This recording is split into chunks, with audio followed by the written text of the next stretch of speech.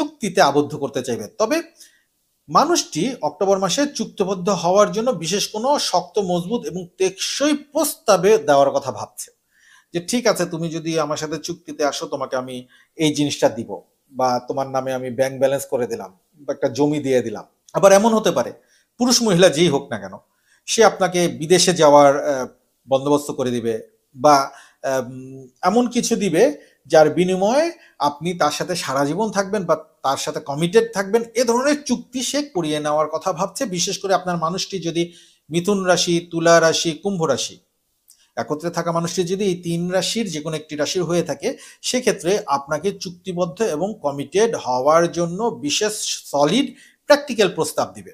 ওই যে বললাম, কোনো জমি দিতে পারে, কোনো দামি কোনো গাড়ি দিতে পারে, বা বিদেশে যাওয়ার জন্য সে টাকা দিতে পারে, বা আপনাকে বিদেশে নিয়ে যেতে পারে। সে পুরুষ মহিলা যেই হোক না কেন। তবে আপনার মানুষটি যে